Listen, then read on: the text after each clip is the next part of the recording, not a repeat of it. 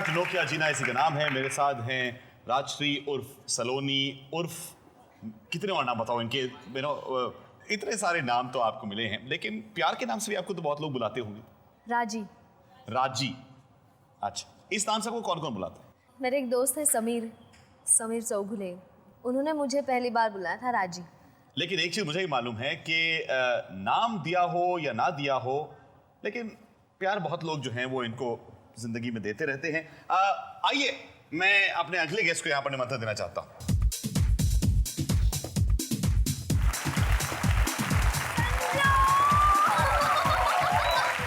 भाई क्रिसमस का त्योहार था तो सैंटा क्लॉज के भेस में ही आपके लिए कुछ स्पेशल लाने का हमारा एक मूड हुआ। ओह गॉड। ये है संजोत, इनके फियांसे भी हैं, और जैसे मैंने कहा कि प्यार अगर इन्होंने पाया है तो यहीं से पाया है सबसे ज्यादा। आपने पहचान लिया था कि नहीं? हाँ पहचाना। कैसे? कैसे मतलब? इतना हैंडसम सैंटा क्लॉज एक ही हो सकता है। कैसे हुई थी आपकी पहली मुलाकात? पहली मुलाकात तो अब हम लोग दोनों एक कॉलेज में थे और 10 साल से आई नो हर, बट वहाँ पे ऐसे कुछ नहीं था। हम लोग दोनों प्ले के ग्रुप में थे साथ में। आई वॉज दैट टाइम थोड़ा सा स्टार था, हर वन एक्ट प्ले में मेरा लीड रोल होता था। So I never used to treat I used to treat girls like तो थोड़ा एटीट्यूड में भी था मैं। Then nothing, then college हो गया. I was doing my plays, commercial plays, experimental theatre, and she was doing something, and suddenly we did one telefilm together. एक साथ की एक मराठी टेलीफिल्म ETV के लिए, वहाँ पे तुझा तू वाढवी राजा. So we were there together. तो बातें शातें वहीं से शुरू हो गई. And then nothing, I started calling her, talking to her. I felt nice, I said, oh नहीं यार, जो मैं कॉलेज में सोचता था वैसे कुछ है नहीं. She's very different, she's very nice, very loving. तो बस 1-1.5 साल से ऐसे हो गया. And then one fine day in the night I called and asked her कि भाई शादी करते हैं. 12-12:30 बजे कुछ रात को मैंने फ़ोन किया था. मुझे शादी करनी है राजश्री। मैंने बोला करो, किसके साथ करूँ?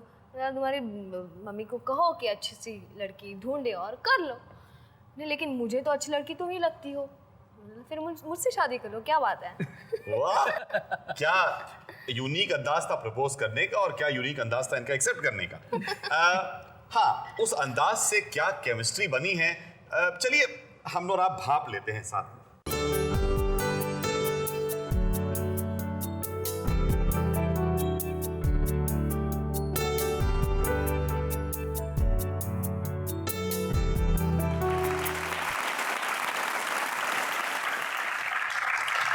कुछ परी समान लग रही है वहाँ। हाँ, क्योंकि मैंने कहा कि क्रिसमस का त्योहार आसपास है, कुछ ना कुछ अलग अलग गिफ्ट्स लाए, सैंटा भी खुद आए। पहली बार है सैंटा ने दुनिया में किसी के लिए कपड़े उतार दिए। पर एक और गिफ्ट मैं इनको यहाँ पर देना चाहता हूँ। पहले तो कुछ बात कराते। आप लोग उसे एक अच्छी एक्ट्रेस के तौर पर जानते हो, लेकिन मैं आपको बताना चाहती हूँ कि अच्छी एक्ट्रेस के साथ साथ वो एक काफ़ी अच्छी न्यूज़ रीडर रह चुकी है। आखिर में इतना ही कहना चाहूँगी, शायद तुम्हें याद हो, तुमने एक मैसेज किया था मुझे, When my arms can't reach to people close at my heart, I always hug them with my prayers. May God grant you what your heart desires. आज यही मैसेज मैं तुझे देना चाहती हूँ. God bless you dear. हाय राजश्री, कशी आहेस? सर्वात आधी आम्हा सगळ्यांकडून तुझं मनपूर्वक अभिनंदन. ऐसे काम अच्छा करते रहना, और तुम्हारे काम में जो कोई भी अगर कमी रही तो हम ही तुम्हारे पहले क्रिटिक्स होंगे, इतना याद रखना, और ऐसे ही आगे बढ़ो. बस हमारी शुभकामनाएं हमेशा तुम्हारे साथ.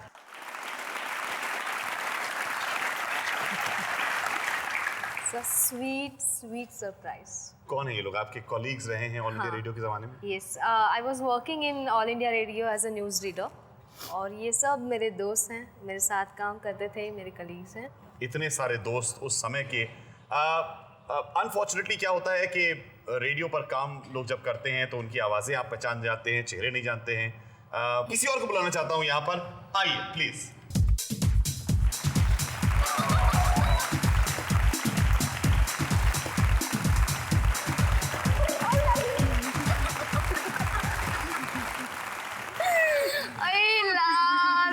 कशी आहे? एकदम म्हणजे तू कशी आहेस? छान दिसतेस. Rajita, thank you very much for coming here. Pragya, बहुत बहुत धन्यवाद यहाँ पर आने के लिए। लेकिन अब आप इनको सरप्राइज कर दीजिए, इनकी कुछ बातें बताइए तब की भाई। राजश्री दहसर में रहती है और मैं वसई में। तो आकाशवाणी में जब भी हमारी 2 से रात के 9 बजे की शिफ्ट हुआ करती थी, तो हम 8:53 की ट्रेन पकड़ने के लिए जल्दी भाग जाते थे ऑफिस से। तो एक बार क्या हुआ कि परमानेंट न्यूज़ रीडर ने हमें टोक लिया कि क्या अब रोज़ जल्दी जाते हो, ऐसा करते हो। हमने बोला अभी घड़ी देख के अभी तो हमें जाना है, बाद में बहस करते हैं। हमें फिरार पकड़नी है। कल मिली हमसे। बाद में ये तो सीरियल में चली गई, पूरी डांट मैं अभी भी सुन रही हूँ उनकी। एक कुर्सी के लिए झगड़ते थे हम लोग कि एक कुर्सी में यहाँ जो बैठेगा वो काम करेगा, उसे सारी न्यूज़ बनवानी पड़ेगी। तो मैंने एक दिन इसे बैठाया था वहाँ पे 8 to 3 की ड्यूटी थी, 4 बजे तक कराया। एक और किस्सा मुझे मालूम है ऑल इंडिया रेडियो का, आप अनाउंसमेंट कर रही थी, बड़ी हड़बड़ी में थी, वोट्स का अनाउंसमेंट हो रहा था। यस। और इन्होंने वोट्स की जगह क्या किया, चलिए आप ही बता दीजिए। वो इलेक्शन के रिजल्ट्स आ रहे थे और मैं 1 बजे की ड्यूटी थी और कोई नहीं था और मुझे बोला गया 1 मिनट था, सिर्फ 1 मिनट में मुझे दिया पेपर, चलो ये रिजल्ट है, जाके अनाउंस कर लो। तो मैं भागते भागते गई नीचे। एक तो स्टूडियो एकदम नीचे दूसरे माले पे और हम चौथे माले पे। तो सीढ़ियों पे से गई और गई अंदर और पूरे और हड़बड़ाहट में मैंने वोट्स की जगह रन्स बोला। और मतलब सारे रिजल्ट्स मैंने ऐसे ही, बीच में मुझे ध्यान आया कि मैं कुछ गलत बोल रही हूँ, लेकिन फिर वापस मैंने रन्स ही बोल दिए। और प्रदीप भिड़े और वो सब इतने मतलब बड़ी बड़ी हस्तियाँ वहाँ पे, और वो सुन रहे थे लड़की रन्स क्यों बोल रही है, क्रिकेट चल रहा है, इलेक्शन चल रहा है, क्या चल रहा है। नहीं, हिंदुस्तान में समय क्या होता है ना, वोट देने के बाद रन करना पड़ता है।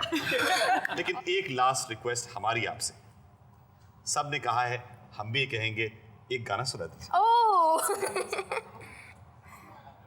मेरा कुछ सामान तुम्हारे पास पड़ा है, सावन के कुछ भीगे भीगे दिन रखे हैं, और मेरे एक खत में लिपटी रात पड़ी है, वो रात बुझा दो, मेरा वो समा लौटा दो।